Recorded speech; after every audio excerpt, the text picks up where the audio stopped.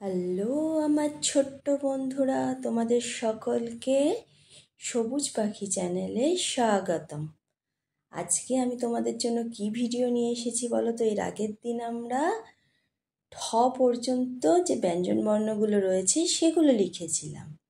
আজকে আমি তোমাদের ঠয়ের পর ড থেকে দ পর্যন্ত ব্যঞ্জন বর্ণগুলো কিভাবে কালার করে করে লিখতে হয় সেগুলো দেখাবো। আর হ্যাঁ, যেসব ছোট্ট বন্ধুরা আমার চ্যানেলে নতুন আছো তারা আমার চ্যানেলটিকে সাবস্ক্রাইব করো আর পাশে থাকা বেল আইকনটি প্রেস করো। ঠিক আছে? আর স্কিপ না করে পুরো ভিডিওটা দেখো। তাহলে চলো আমরা লেখা শুরু করি। প্রথমে আমরা কি লিখব? ড। ড এর মাথায় আমরা এই দাগ দিলাম, দিয়ে এবার ড লেখা শুরু করলাম। ডটা আমরা কি দিয়ে লিখছি? ডটা আমরা লিখছি গ্রিন কালার, মানে সবুজ রং দিয়ে আমরা ডটা লিখছি। এই দেখো কিভাবে ঘুরিয়ে ঘুরিয়ে আমরা লিখছি। এই পাশ থেকে এই কালার করে আমরা এই দেখো লিখলাম। তাহলে আমাদের ড লেখা হয়ে গেল গ্রিন কালার দিয়ে, তাই তো? এবারে আমরা লিখছি ঢ। ঢয়ের মাথায় প্রথমে কি করলাম আমরা? ঢয়ের মাথায় প্রথমে আমরা দাগ দিয়ে নিলাম, দিয়ে এবার ঢ লেখা শুরু করে দিয়েছি। ঢটা আমরা রেড কালার, মানে লাল রং দিয়ে আমরা লিখছি। এই দেখো কিভাবে রেড কালার দিয়ে আমরা ঢটা লিখছি। এই গোল করে এবার এই পাশ থেকে এইভাবে নিয়ে আমাদের লেখা হয়ে গেল। এবার আমরা লিখছি মূর্ধন্য। মূর্ধন্যটা আমরা কি কালার দিয়ে কালার করছি?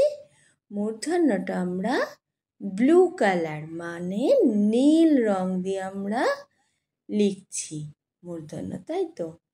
এই দেখো কিভাবে আমাদের মূর্ধন্য লেখা হয়ে গেল।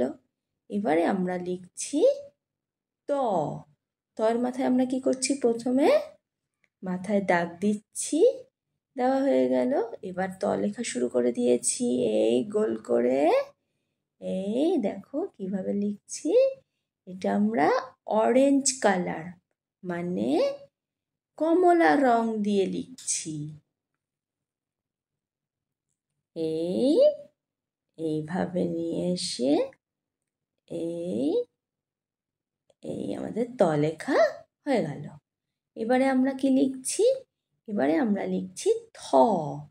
থয়ের মুখটাকে গোল করে নিলাম, নিয়ে এবার এইভাবে এখান থেকে ঘুরিয়ে নিয়ে আমরা থ লিখছি। থটা আমরা লিখছি বেগুনি রং, মানে পার্পেল কালার দিয়ে। এই আমাদের থ এইভাবে লিখে এবার এখান থেকে নিচের দিকে নামিয়ে এবারে এইভাবে আমরা থটা লিখছি। আর পাশে ছোট্ট দিকে অর্ধমাত্রা দিয়ে দিলাম।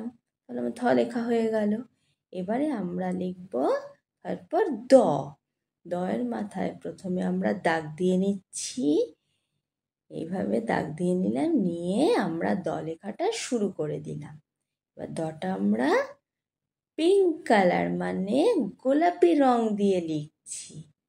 এই দেখো আমরা দটা এইভাবে লিখে এই নিচের দিকে নামিয়ে দিলাম, তাই তো? আমাদের দ লেখা তাহলে হয়ে গেল। এবার আমরা পড়ে নিই, চলো তাহলে। প্রথমে লিখেছি ড, তারপরে লিখেছি ঢ, তারপরে লিখেছি মূর্ধন্য, তারপরে ত,